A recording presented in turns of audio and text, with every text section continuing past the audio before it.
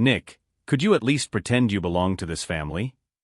My son-in-law's voice cut through the air in the ballroom like a sharp blade. I was serving champagne to the guests at my daughter's wedding when Kevin decided that was the perfect moment to publicly humiliate me. The entire room stopped to watch, 300 people dressed in their finest clothes, all turning their eyes to the 62-year-old man who had just been called inappropriate by the groom. "I'm sorry. I don't understand," I replied calmly, continuing to hold the crystal tray I had picked up to help the overwhelmed waiters. Kevin laughed, the kind of cruel laugh that echoes in quiet halls. "Man, you're serving drinks at your own daughter's wedding. That's embarrassing even for me." My name is Nick Coleman, and at that moment, wearing my best navy blue suit bought at a department store, I looked exactly like what Kevin thought I was, a hard-working man struggling to pay the bills. A father who had probably gone into debt to throw that $200,000 party. What Kevin didn't know was that I had paid for every penny of that celebration without even checking my bank balance. "Kevin, maybe we should," my daughter Rebecca began, but he cut her off with an impatient gesture. "No, Becca. Your father needs to understand that you are now part of the Watson family. A family with standards." He gestured toward the guests. "Look around. My father built an empire from scratch. We have a reputation to uphold." I set the tray on the nearest table, watching Kevin strut before his unwitting audience. At 28, he had inherited a vice presidential position in his father's company without ever having worked a single day elsewhere. His arrogance was as polished as his Italian silk tie. "You're right," I agreed softly. "Reputation is very important." That's when Charles Watson, Kevin's father, appeared at our side. He had been talking to other businessmen when he heard his son's raised voice and came over to investigate. "What's the problem here?" Charles asked, his imposing presence causing the circle of onlookers to expand even further. Kevin straightened his shoulders, clearly proud to have an even larger audience. "Dad, I was just explaining to my father-in-law that he doesn't have to serve drinks like he's an employee." Charles looked at me, his eyes scanning my face with increasing attention. I saw something change in his expression, a spark of recognition that made my stomach tighten. "Nick Coleman," he murmured, and the way he said my name made the entire room fall completely silent. Kevin frowned. "Dad, do you know Nick?" Charles continued to stare at me, as if he were seeing a ghost. His hands began to shake slightly as he processed the information. "Kevin," he said slowly, "do you know who your father-in-law is?" "Of course I do. He's Nick. He works in building maintenance, lives in that little apartment downtown." Kevin was clearly confused by his father's reaction. Charles closed his eyes for a moment, as if gathering courage for what he was about to say. "Kevin, this man you just publicly humiliated," he paused, looking directly at my son-in-law. "He is Nicholas Coleman, the owner of Coleman Industries." The silence that followed was so complete that I could hear the distant clinking of crystal glasses being washed in the kitchen. Kevin blinked several times, as if his father's words were in a foreign language. "Coleman Industries," he repeated slowly. "The company that bought Watson Holdings last year?" "The very same," Charles confirmed, his voice now laden with a respect that had not been present moments before. "Kevin, you just called your boss inadequate. If you're enjoying this twist of a story and want to find out how a moment of humiliation turned into the perfect opportunity for a lesson in humility, don't forget to subscribe to the channel." As Kevin tried to process this devastating information, I kept my expression neutral. But inside, a part of me that had been dormant for years was beginning to awaken. The part that knew exactly how to turn a moment of public embarrassment into the most memorable educational experience of someone's life. Kevin stood still for several seconds, his mouth opening and closing like a fish out of water. The entire hall was in absolute silence, 300 people witnessing what would be remembered as the most embarrassing moment in Watson history. That's impossible," Kevin finally managed to say, his voice coming out as a hoarse whisper. "Nick can't be. He lives in that tiny apartment, drives a 2010 Honda Civic." Charles shook his head slowly, as if watching a car accident in slow motion. "Kevin, didn't you even do basic research on your wife's family? Coleman Industries is one of the largest technology companies in the country. 60,000 employees, offices in 23 countries." I watched Kevin trying to process this information, his mind clearly struggling to reconcile the image of his humble father-in-law with the reality of the business magnate. His skin had turned pale gray, and small beads of sweat began to form on his forehead, even with the air conditioning in the hall. "Dad," Rebecca approached, her voice trembling with concern, "what's going on here?" Kevin turned to her with desperate eyes. "Becca, your father. Why did you never tell me he was?" "Because she doesn't know," I replied calmly, interrupting him. "Rebecca, honey, maybe we should talk in private later." My daughter looked at me with an expression I hadn't seen since she was 12 and discovered I had forgotten to tell her about the school meeting. It was a mixture of confusion, hurt, and a spark of anger that made me realize how much this revelation had complicated not only my relationship with Kevin, but also with her. "Dad, do you have a company?" she asked, her voice laden with a pain that broke my heart. "A company big enough that Kevin's dad knows you?" Before I could answer, Kevin partially regained his composure, but in the worst possible way. Instead of humility or embarrassment for how he had treated me, I saw something different forming in his eyes: calculation. "Wait a minute," he said, straightening his shoulders and adopting that corporate tone he used in meetings. "If Nick really owns Coleman Industries, then," he looked around the room, as if doing mental math, "then he paid for this whole party. For everything." Charles closed his eyes, clearly embarrassed by his son. "Kevin, stop. You've done enough damage."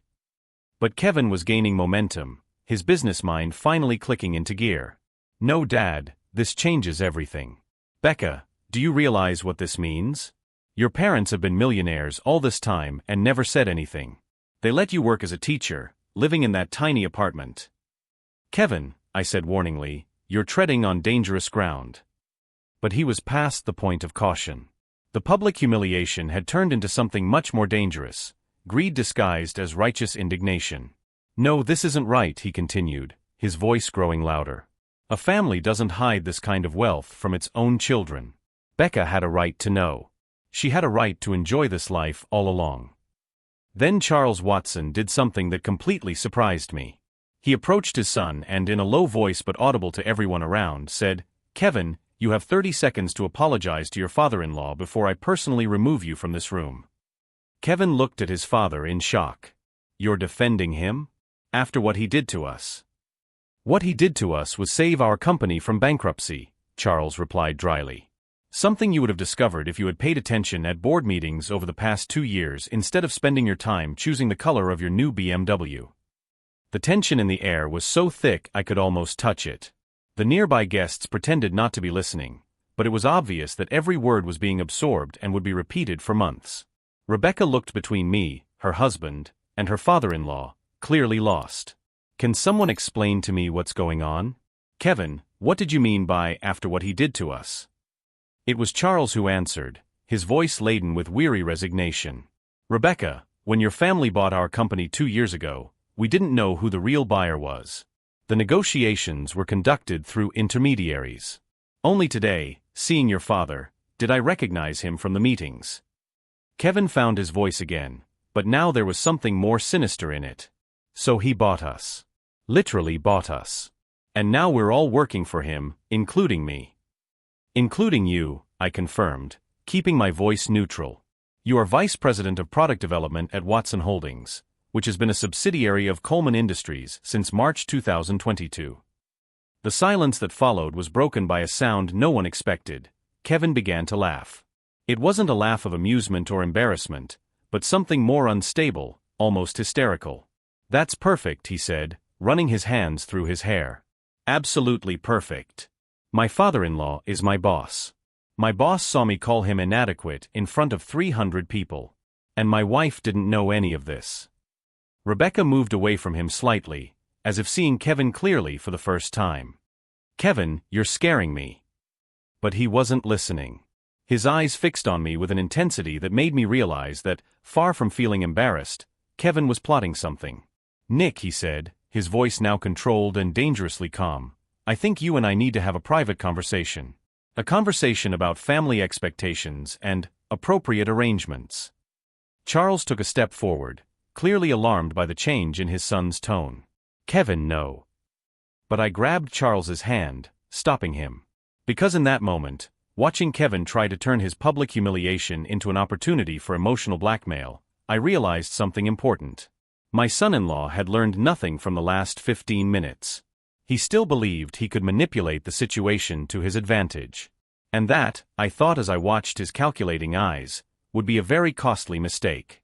The private conversation Kevin had suggested took place an hour later in the private library of the Watson mansion. It was a suitably intimidating setting, with its mahogany bookshelves and leather armchairs that cost more than most people earned in a year. Kevin had traded his tuxedo for a more casual suit, but he maintained the corporate posture he adopted when he believed he was in control of a negotiation.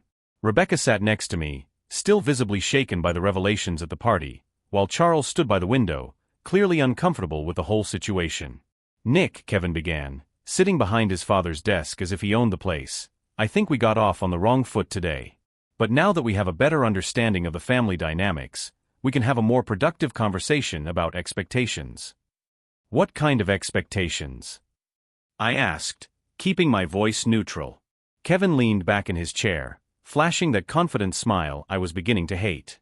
"Well, now that we're family, I think it would be appropriate to discuss how we can work together more collaboratively." Rebecca frowned. "Kevin, what are you talking about?" "I'm talking about opportunities, honey," he replied, without taking his eyes off me. "Your father has an impressive company, and I have experience in business development. I think we can find ways to maximize the potential of Coleman Industries through younger, more dynamic leadership." The ensuing silence was broken by Charles's tense voice. "Kevin, you can't be suggesting what I think you're suggesting. Dad, with all due respect, you yourself said that Nick bought us out. That means we're all part of the same organization now. It makes sense to optimize the command structure for maximum efficiency." I watched my son-in-law with growing fascination. In less than 2 hours, he had gone from publicly humiliating me to attempting to orchestrate some kind of friendly corporate takeover. The audacity was almost impressive. "Kevin," I said calmly, "are you suggesting that I should promote you in my own company?" "Not a promotion exactly," he quickly corrected. "More like recognition that we're family now. Maybe a position on the board of directors, or an executive vice presidency. Something that properly reflects our new relationship." Rebecca stood up abruptly, her chair scraping against the hardwood floor. "Kevin, are you crazy? You just humiliated my father in front of 300 people, and now you're asking for a promotion."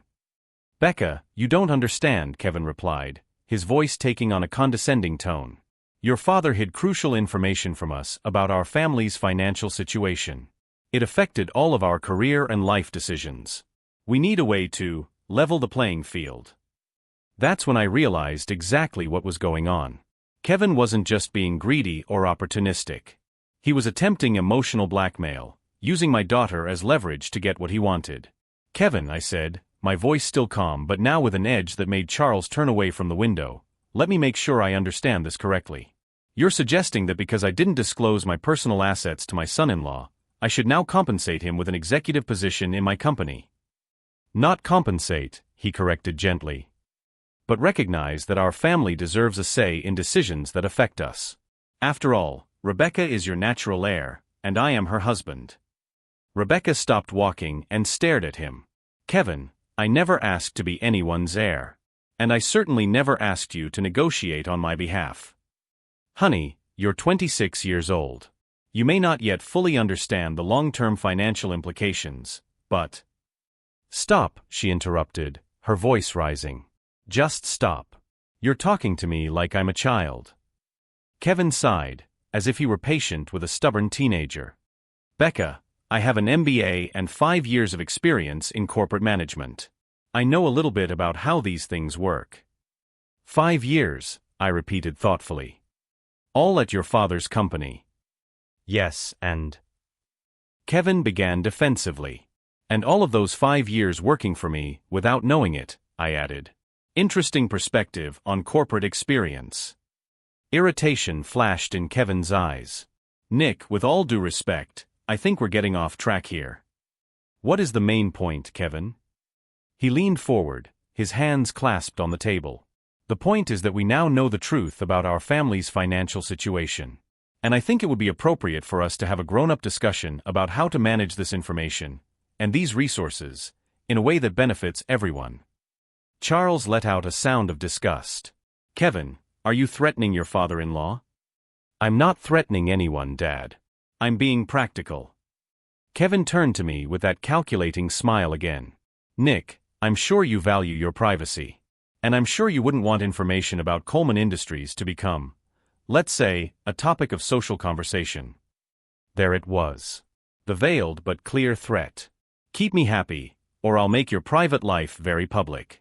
Rebecca gasped. Kevin, are you blackmailing my father?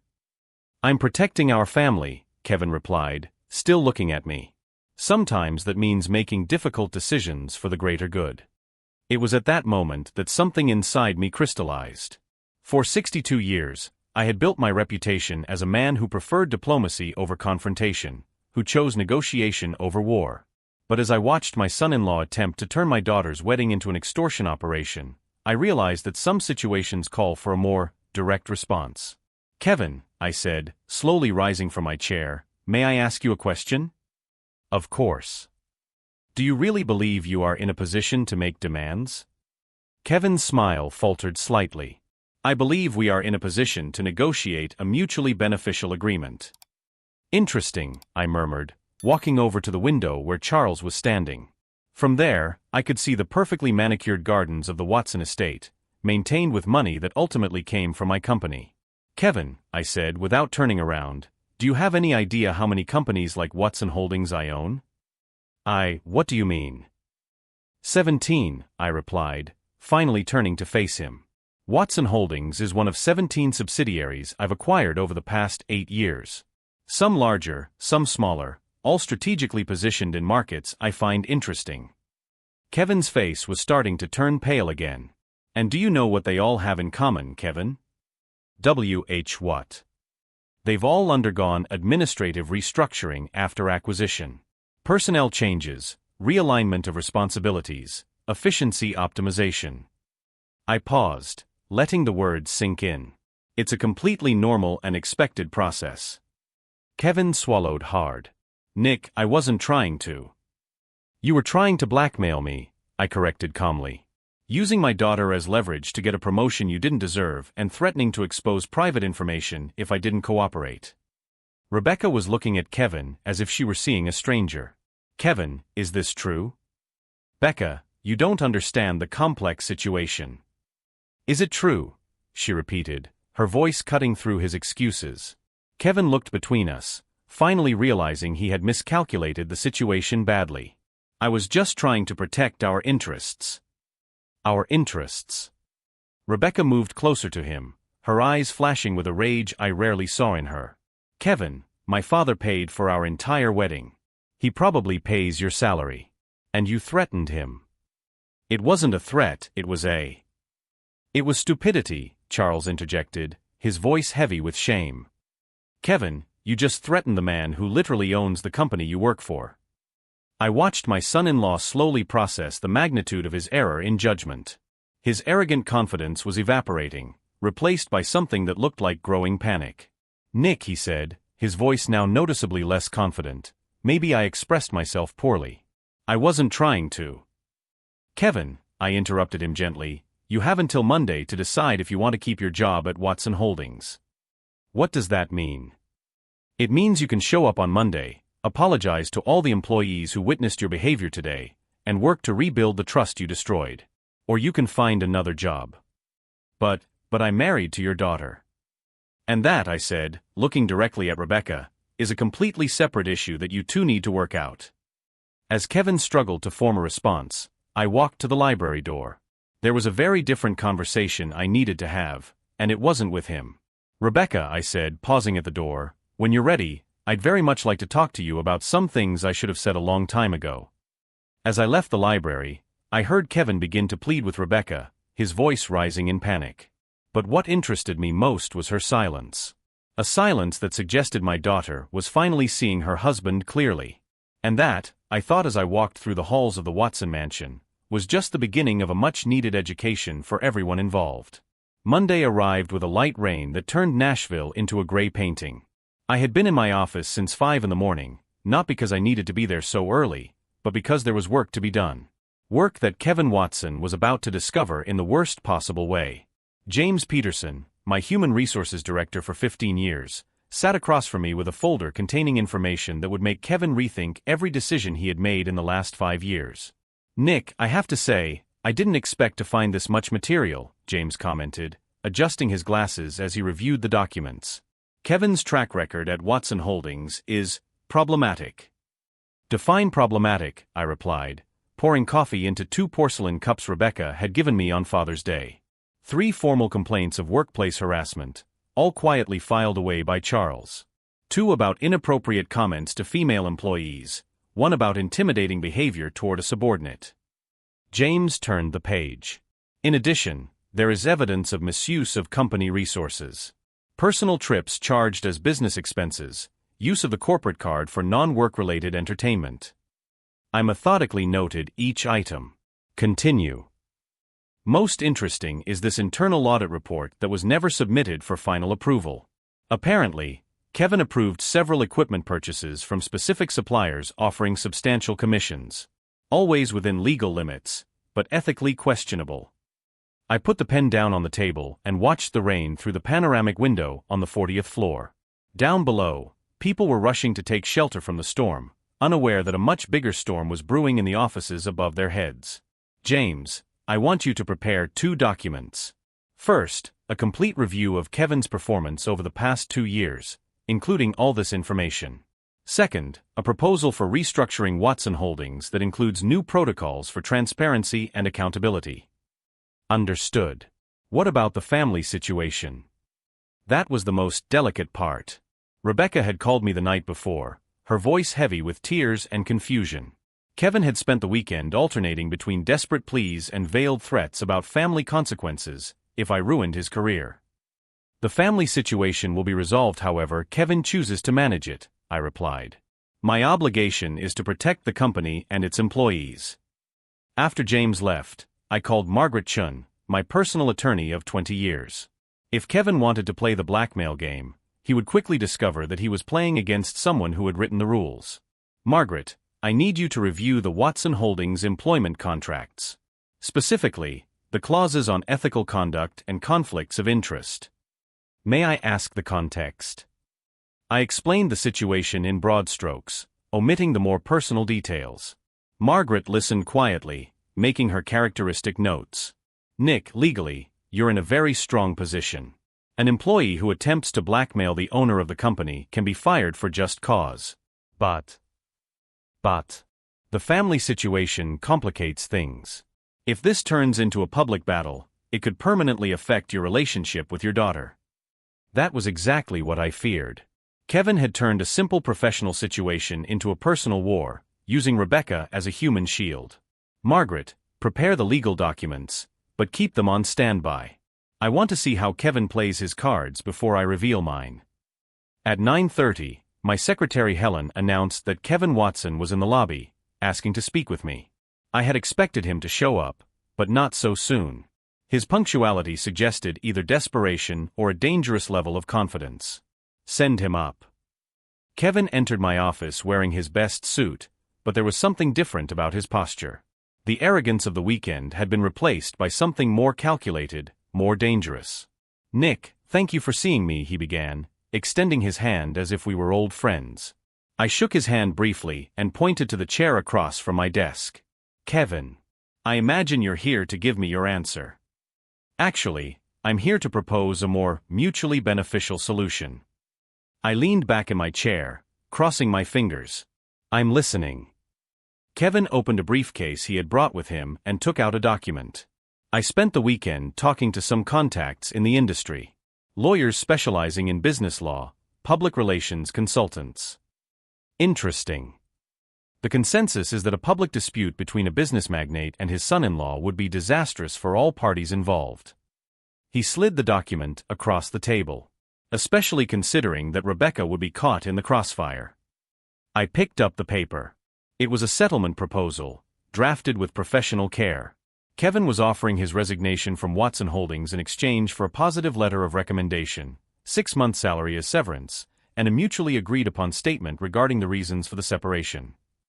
"Did you hire a lawyer this weekend?"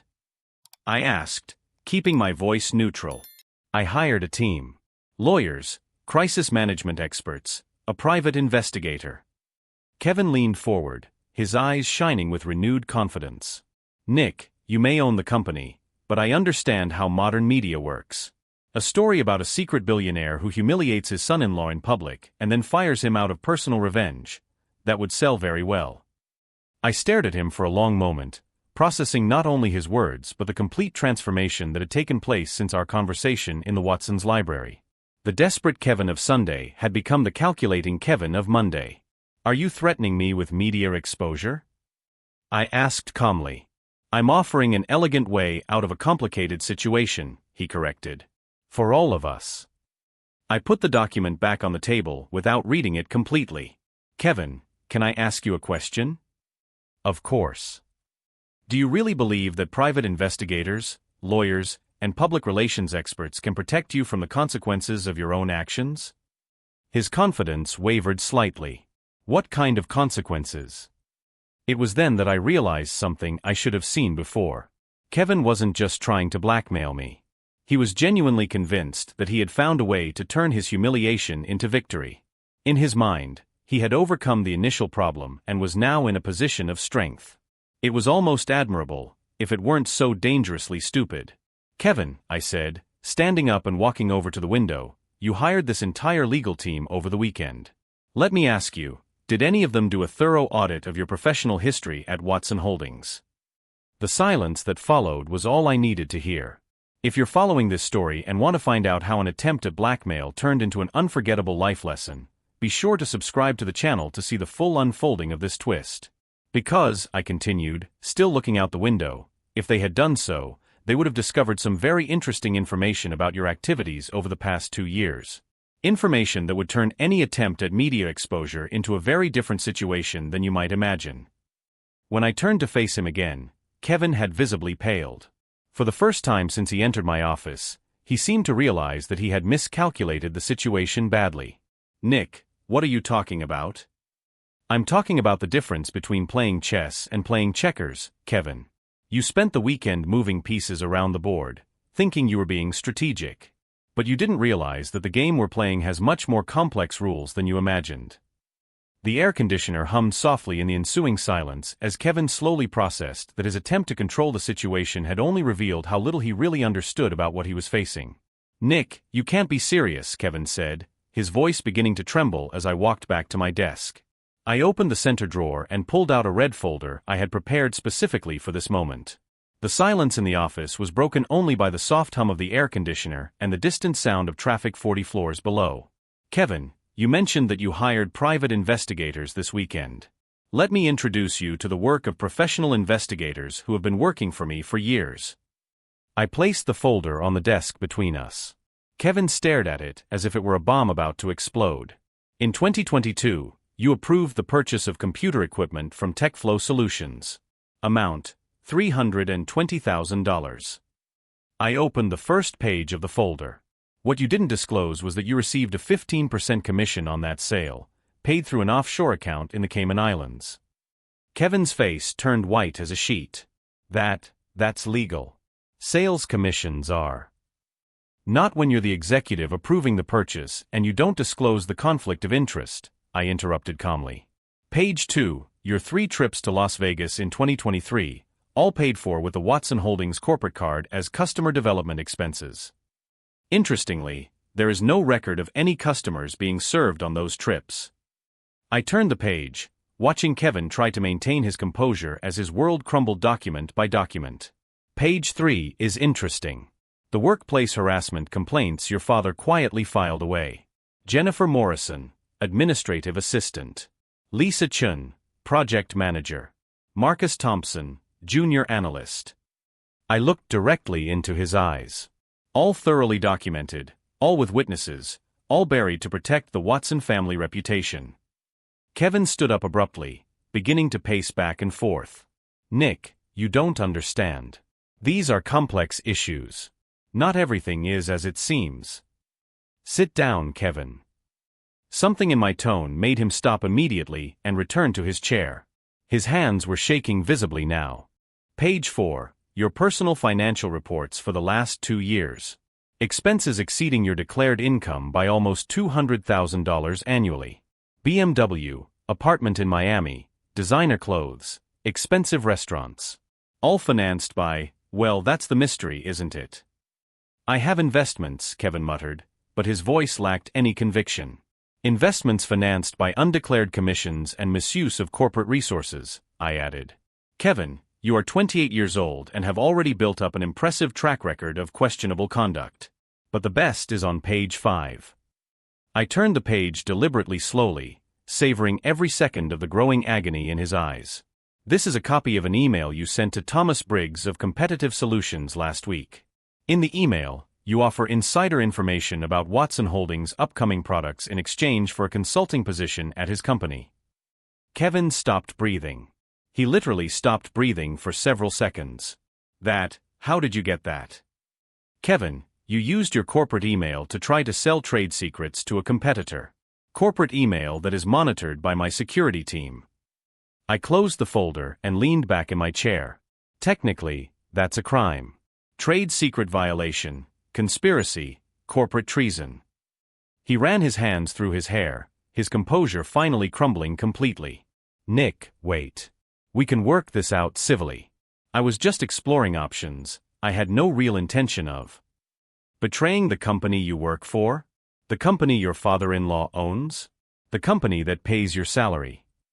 Kevin stood up again, this time walking to the window, his back to me.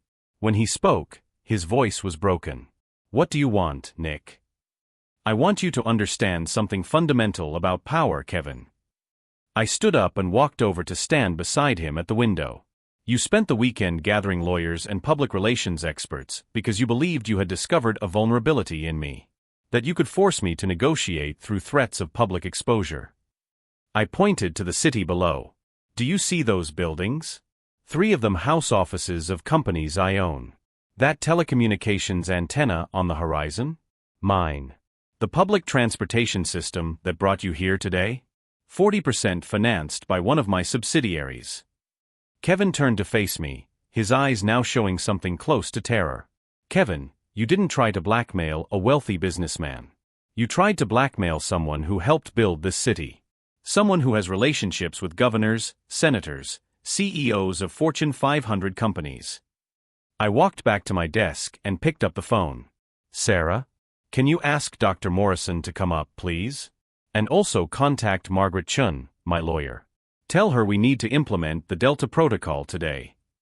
I hung up and watched Kevin process what he had just heard. Delta Protocol? He asked in a weak voice.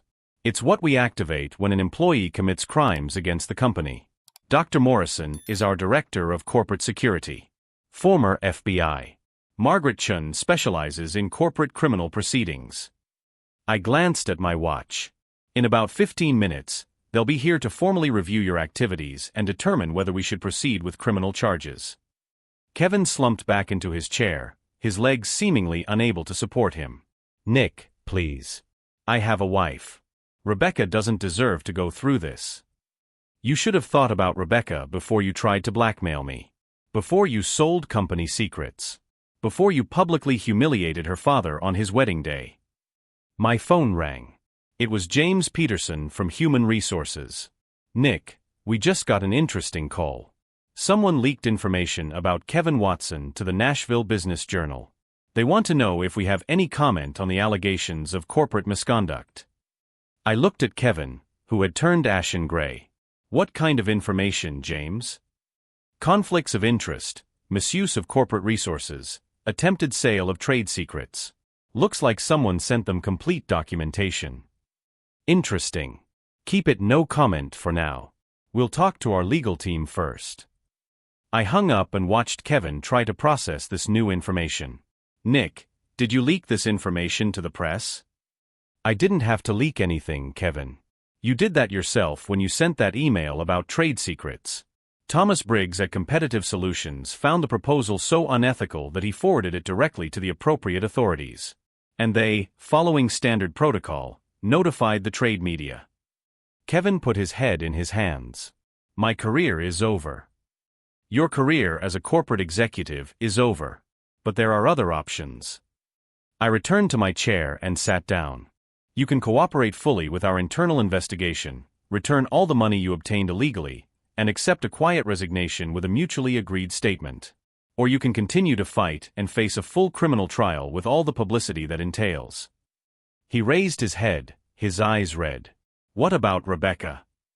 Rebecca will make her own decisions about what to do with a husband who tried to blackmail her father. At that moment, there was a knock at the door. Dr. Morrison and Margaret Chun had arrived, their serious expressions indicating that they had been fully briefed on the situation. As they entered the room, carrying folders and recording equipment, I watched Kevin finally comprehend the true extent of what he had unleashed. He hadn't just tried to blackmail his father-in-law. He had tried to blackmail someone who had built an empire based on always being 3 steps ahead of any threat. And now, as his professional and personal life crumbled in real time, Kevin finally understood the difference between having power and knowing how to use it. The real lesson, I realized, was just beginning. 3 months later, I was sitting on the patio of my new home in Franklin, watching Rebecca plant roses in the garden we had chosen together. She had moved here after the divorce, needing time to process not only the end of the marriage but also the discovery of my true financial situation. "Dad," she said, wiping the dirt from her hands, "I got a letter from Kevin today." I looked up from the newspaper. Kevin was serving 18 months in prison for corporate fraud and breach of trade secrets. The trial had been swift and decisive, especially after other Watson Holdings employees felt encouraged to report similar behavior. "Is he asking to visit you?" I asked. "No. He's apologizing. Really apologizing." Rebecca sat down in the chair next to me. "He said that mandatory therapy made him realize how much damage he caused. Not just to me, but to everyone around him." Charles Watson had retired shortly after the scandal, handing the company over to a professional management team I had recommended. He would call me occasionally, always asking if there was anything he could do to repair the damage his son had caused. "How do you feel about that?" I asked Rebecca. "Relieved," she replied sincerely. "For a long time, I thought his anger was my fault. That I wasn't enough, that our marriage had failed because of something I did or didn't do." I closed the newspaper and turned to face her fully.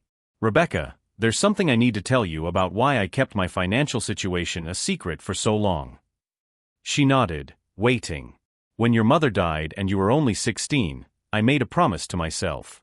You would grow up knowing the value of work, humility, and building character.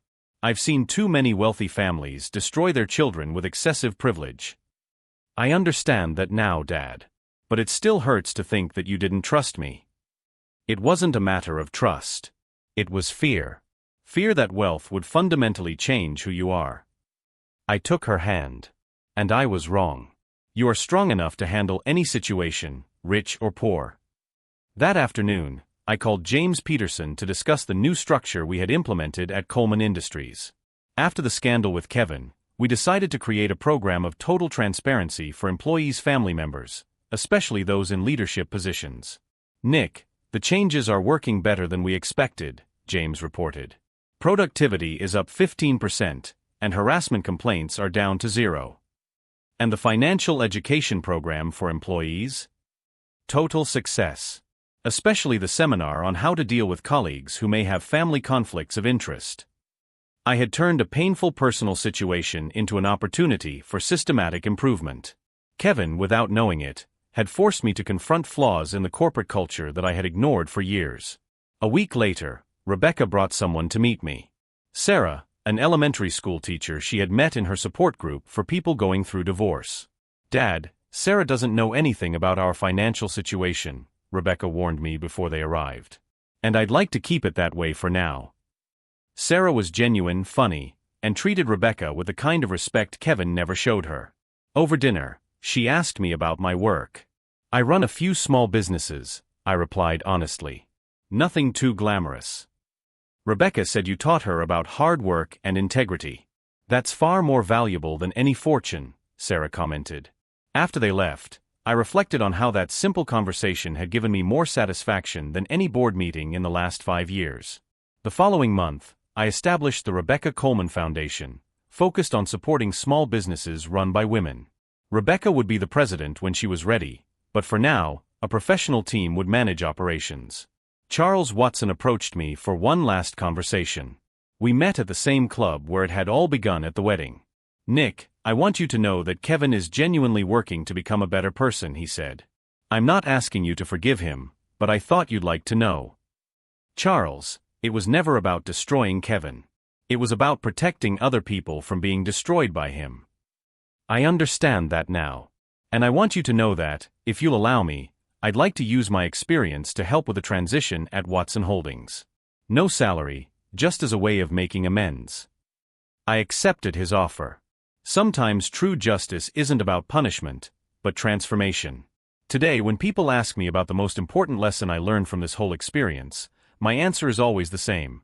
Power is not in hiding who you are, but in carefully choosing when and how to reveal your true nature. Kevin thought he could manipulate me because he misjudged my humility as weakness. He learned the hard way that true strength comes from the ability to be underestimated by those who confuse kindness with vulnerability.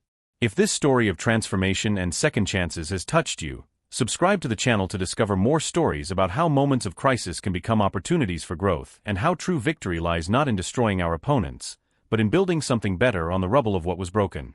After all, I've learned that the sweetest revenge is not to see someone fall, but to see them grow.